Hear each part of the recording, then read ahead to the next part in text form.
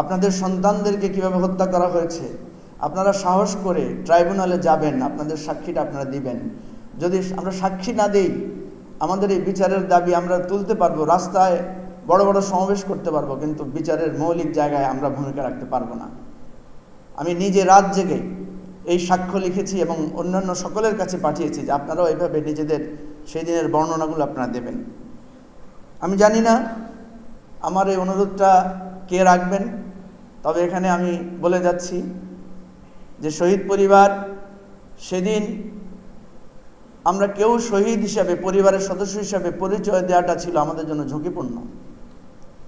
আল্লাহর কি মেহেরবানি, আজকে সেই পরিবার, সেই পরিচয় আপনাদের জন্য সম্মানের।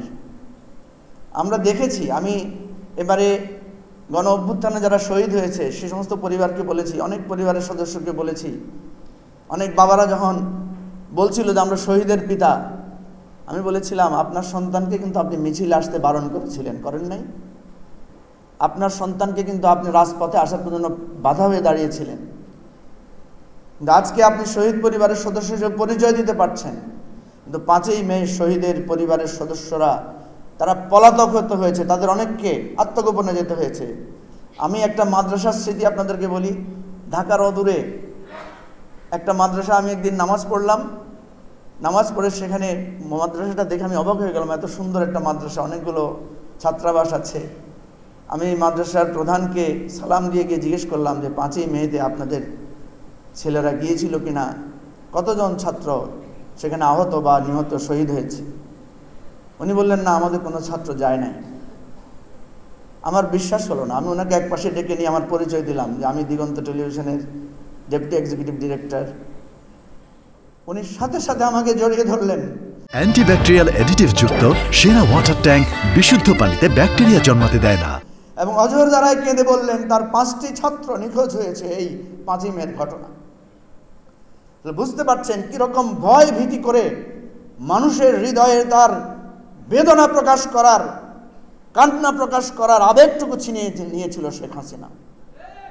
বিশ্বাস করেন, আমি আপনাদের কাছে সাক্ষী রেখে বলতে চাই, 5ই মেতে একটি গণ অভ্যুত্থান হতে পারত, যেই গণ অভ্যুত্থান আজকে বাংলাদেশকে মুক্ত করেছে। আসিফ মাহমুদরা বা এখানে আর অনেক আমাদের এই জুলাই যোদ্ধারা আছেন, আপনারা নিজেরাও জুলাই যোদ্ধা, অনেকে আপনারাও নেমে এসেছেন সেই 5ই আগস্টে। 5ই মেতেও গণ অভ্যুত্থান হতে পারত, কিন্তু আমাদের রাজনৈতিক নেতৃত্বের ভুল এবং সমন্বয়ের অভাবে 5ই মের গণ অভ্যুত্থান হয় নাই। আজকে 5ই আগস্টের অভ্যুত্থানের জন্য যারা অংশীদারিত্ব দাবি করছেন, আজকে যারা তাদের ভূমিকার জন্য বাহাদুরি করছেন, 5ই মেতে আপনাদের অনেক ভূমিকা ছিল। কি কি ভূমিকা ছিল সেটা আমরা এখানে বেশ কিছু লোক জানি, কিন্তু সেদিন আপনারা স্বীকার করেননি আপনাদের ভূমিকার কথা। কারণ 5ই মেতে আপাত দৃষ্টিতে মনে হয়েছে আমরা পরাজিত হয়েছি, মনে হয়েছে 5ই মেতে আমরা ক্ষতিগ্রস্ত হয়েছি, সেজন্য কেউ আপনাদের অবদানের কথা সেদিন মুখ খুলে বলেন নাই। কিন্তু আজকে 5ই আগস্টে অবদান বলার জন্য এক একজনের গলা শুকিয়ে যাচ্ছে, মুখ শুকিয়ে যাচ্ছে, নতুন করে আরও বেশি বেশি অবদান আপনারা স্বীকার করছেন, ক্লেম করছেন। ইতিহাসে এই জিনিসগুলো আমাদের শিক্ষণীয় হয়ে থাকতে হবে। আমি তাই অনুরোধ করব, এখানে ধর্ম উপদেষ্টা আছেন, এখানে স্থানীয় সরকার উপদেষ্টা আছেন, এখানে ঢাকা সিটি কর্পোরেশনের প্রশাসক আছেন, সচিব মহোদয় আছেন, 5ই মের ইতিহাস সুন্দর করে লিখতে হবে। 5ই মে শুধু একটা সমাবেশ ছিল না, 5ই মের আগে একটা গণজাগরণ হয়েছিল।